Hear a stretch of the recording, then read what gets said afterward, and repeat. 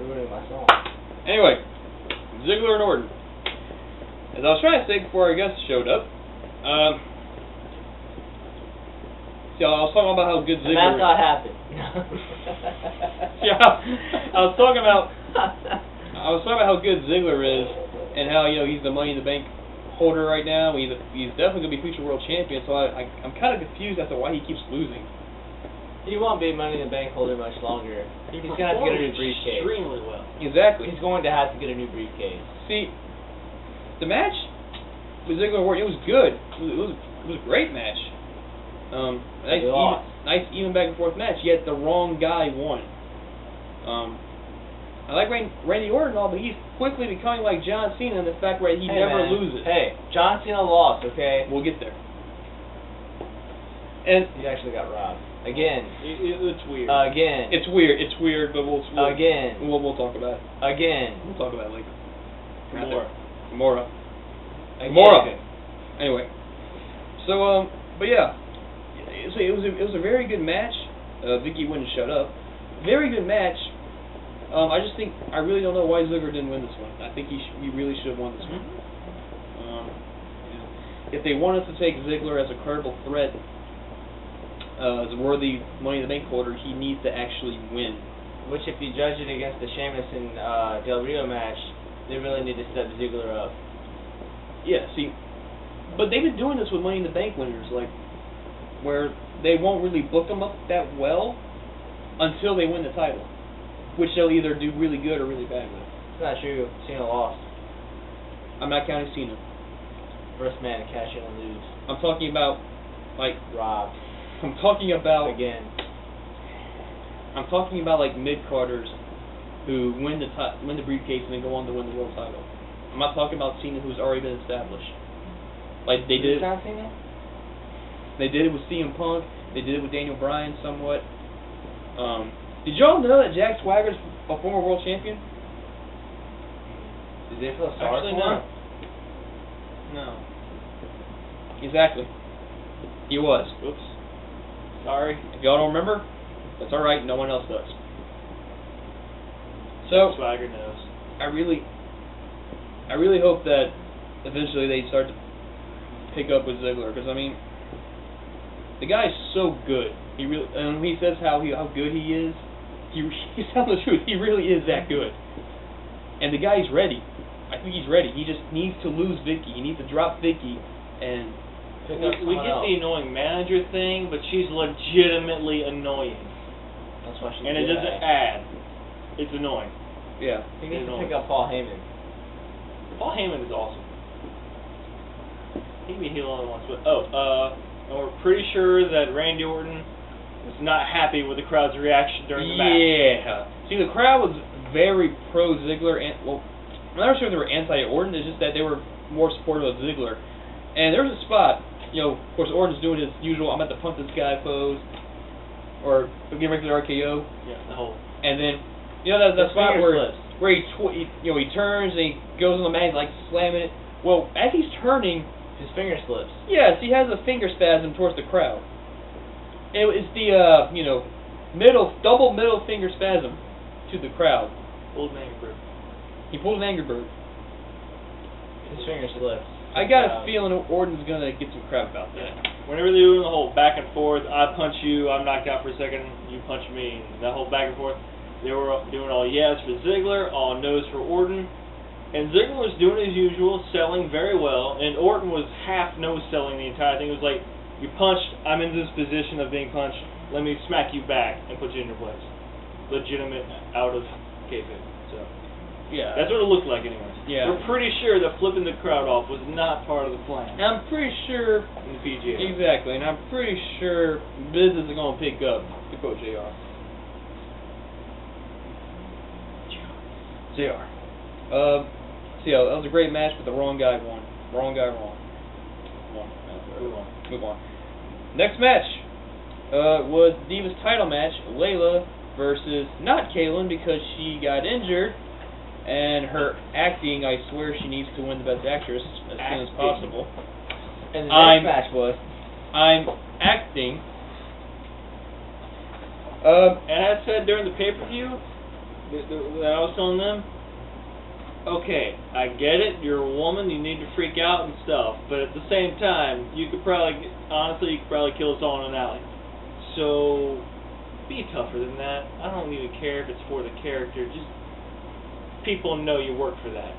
Yeah. And that you can... And speaking of acting, like, Kills. Blake pointed this out during the match, Layla's acting during the match was, like, overacting. It was like, yeah, I'm sure that kind of hurts a little bit, but just stop.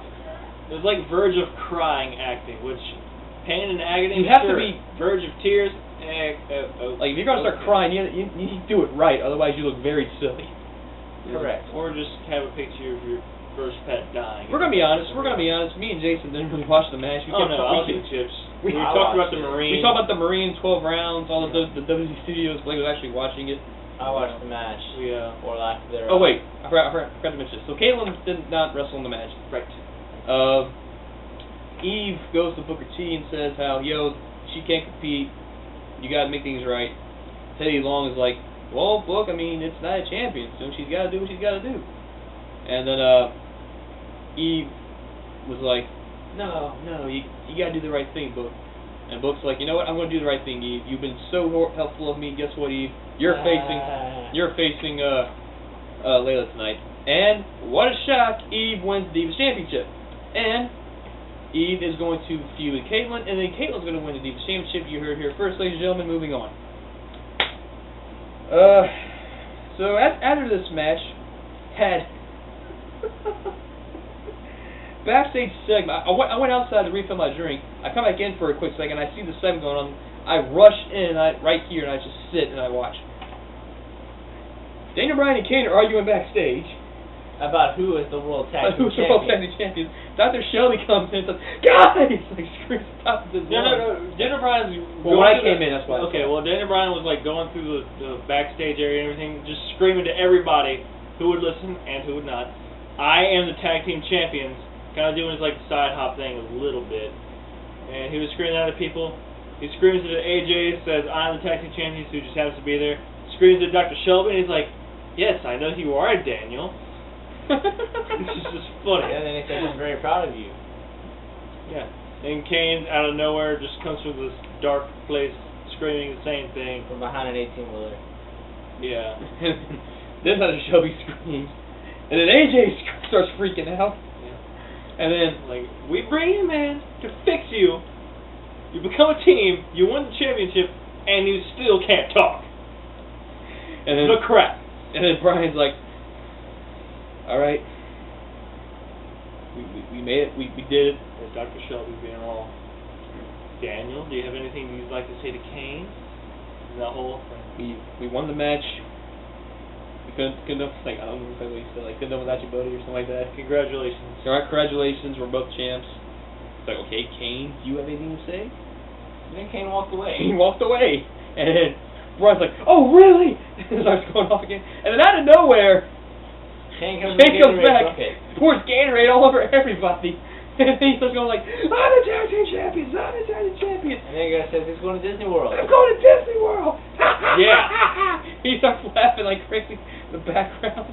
AJ starts like almost crying. I think Shelby just stood there. And then JBL said that they should close Disneyland. oh crap, yeah, JBL announced. JBL replaced Jerry Lawler.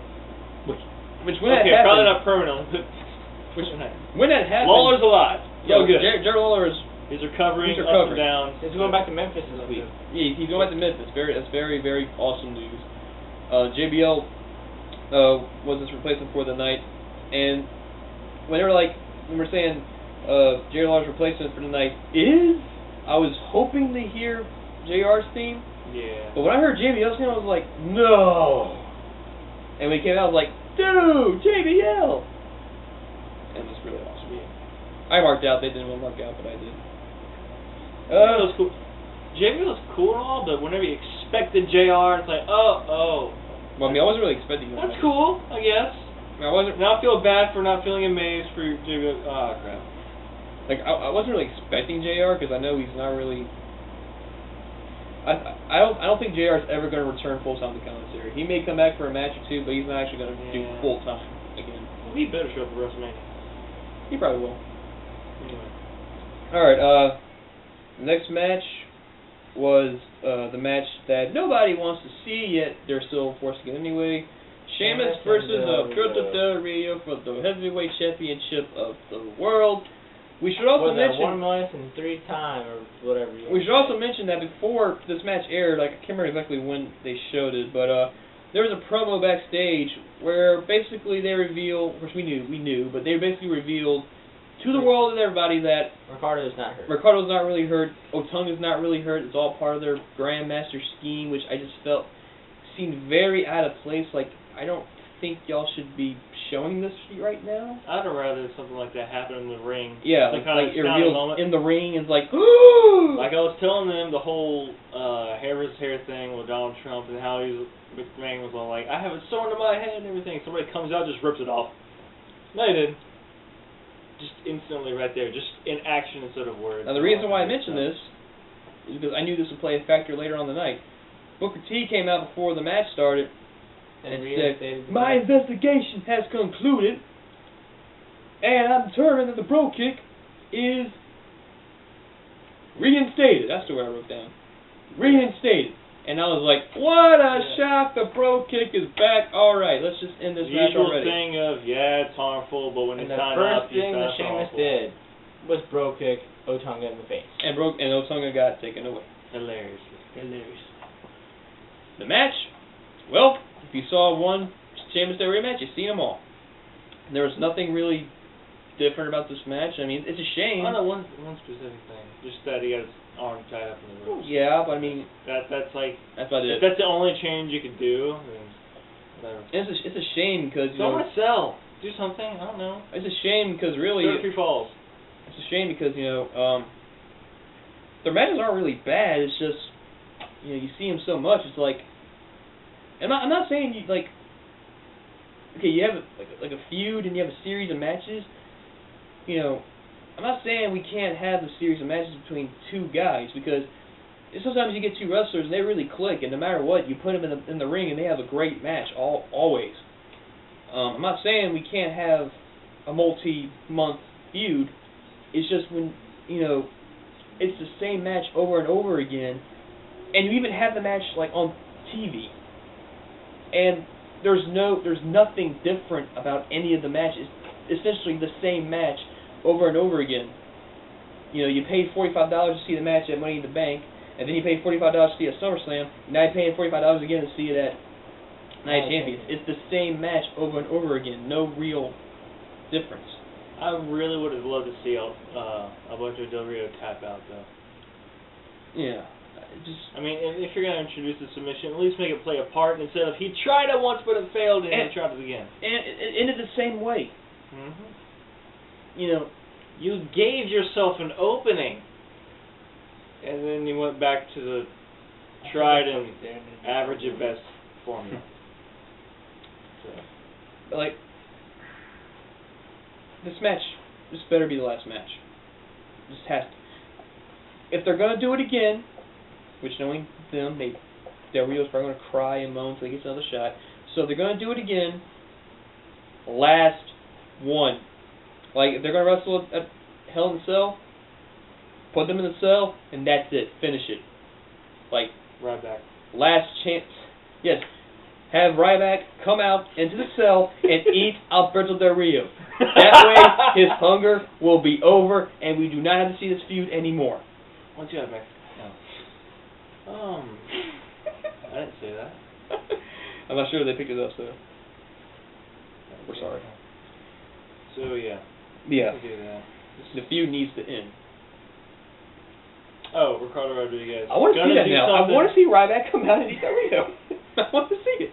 Rodriguez has got to go face, or at least leave Del Rio at some point. They made it abundantly clear that Rodriguez is getting fed up with Del Rio's crap. And very soon, I think Rodriguez is going to turn on Del Rio. And go to Ziggler. He's going to join the light side. He's going to say screw you to the dark side and join the light side. Yeah. I don't watch Star Wars lately. It's taking over his life. Maybe he can be It's not taking over my life. It's taking over your life. It's not taking over my It's taking life. over your life. It's not taking over my life. Okay. Anything else about that match that was spectacular besides the fact that we didn't watch it?